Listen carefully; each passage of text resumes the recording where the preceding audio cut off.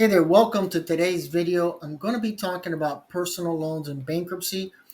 But first, let's go over a couple of things in personal loans to get a better understanding how they work. Now, number one, it could be a good way to save money on your debt, on your credit cards, and consolidate this debt.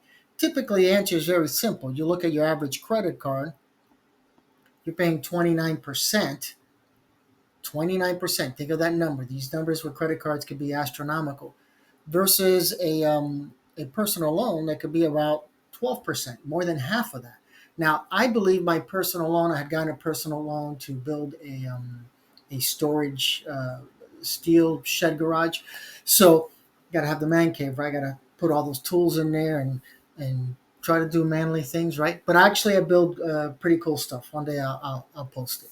I like to upcycle a lot. But anyway, back on track. 12%, I think, is what I'm paying on. I think 15,000 was the total amount. I forgot. It's about a year and a half ago. Now, if I was paying 29%, that's a killer, right? And I'll post the original blog post there. If not, just go online and do a search of like a personal loan calculator, and you'll see the difference.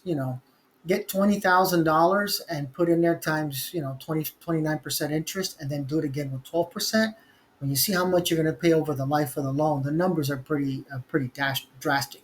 So a personal loan could be a good way to save money. You consolidate your debt. You're saving the money on your interest. And here's another important part. Just about anybody could get a credit card. I know that sounds not true, but you could get a secured credit card. I've written about that many times before, where you put down whatever $500 and tell the bank, give me $500 back. You'll be able to get that credit card because the bank already has your money. I did a personal loan just with that. I had bad credit at the time, so I said, let me give the money from a PI case that I had that settled. I went to the bank, and I think it was 5,000 if I remember correctly. I said, give me now a loan for 5,000. There you go. It wasn't a big issue. I built up my credit over time again after foreclosure and just defaults everywhere. So that's how I started building up my credit. But here's the reason why. Getting the credit card is a lot easier than getting this right here, the installment loans. Installment loans are going to be the personal loans, and they're going to be your credit, your car loans, mortgages too. But think about how hard it is to get a car loan or a mortgage or a personal loan compared to a credit card. So if you're in the opportunity where you can consolidate your debt and now have this different type of debt that they call, an installment loan, then definitely do it. Just again, run the numbers to make sure that this all makes sense financially and you're doing the right thing. Because here's the catch. So you're doing the right thing, right? You're trying to save money, and then all of a sudden an emergency comes up, and guess what? You go back to your credit cards because you used your personal loan to pay off your credit cards. So let's just say, make up a number, you have $10,000 in available credit, and you say, I need to use this 10 grand to get through this, bump in the road.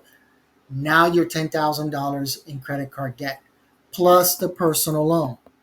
This could be a recipe for financial disaster if you're now trying to pay both and you cannot.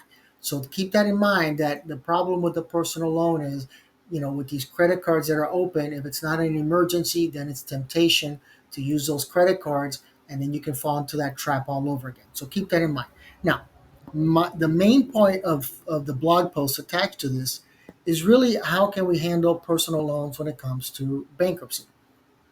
So the first question is, can we wipe it out in bankruptcy? Absolutely. The problem is people get confused and you hear, well, you got a personal loan, you can't file for bankruptcy.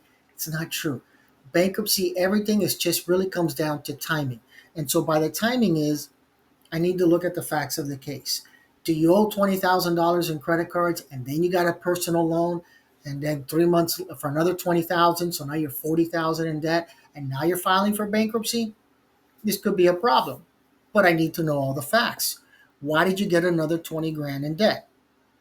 Did you take that, one of those nice river cruises for 2 weeks? Okay, well, you know the answer to that. That's not going to work. It's not going to work in bankruptcy. You're going to have to do a Chapter 13 or delay your bankruptcy for a year or two. So what about if I just paid off debt with that 20,000?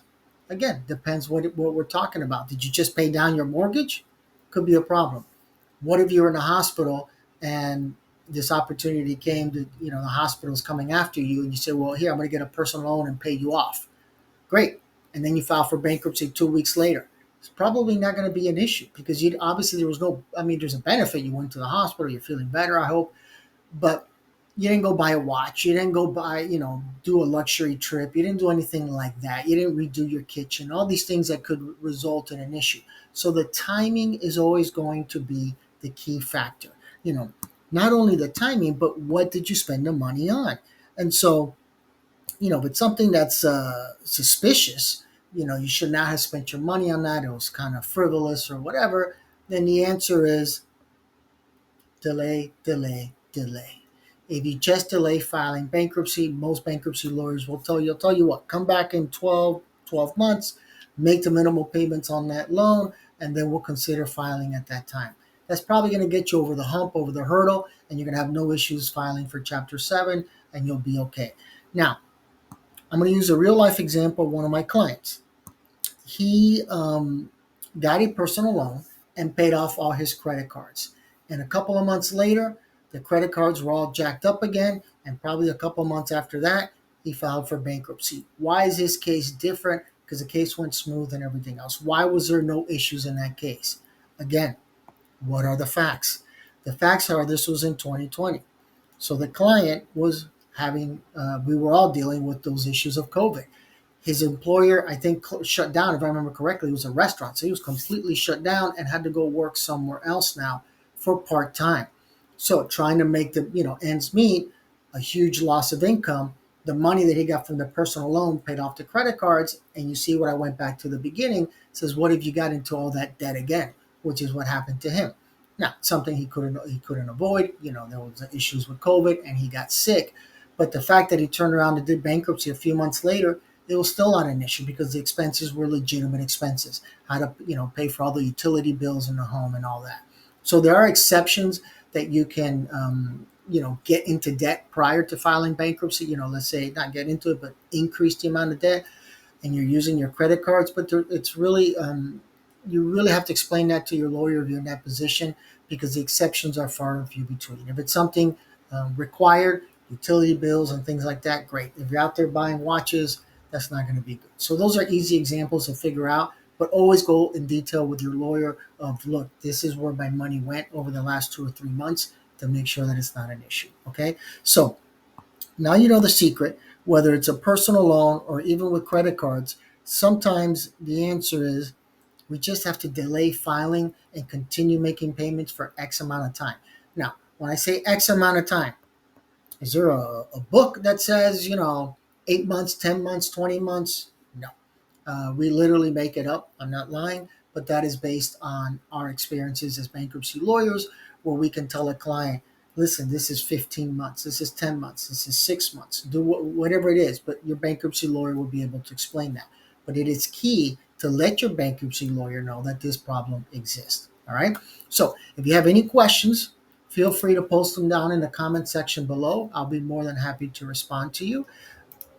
For you paralegals that are using my textbook in your courses, like always, continue to read my blog, putting different examples out there, real life issues that'll help you understand the process better. I don't know when. I'm hoping next month, if not the month after, I can start doing a whole series just devoted to the textbook to further elaborate on some of these issues you're seeing.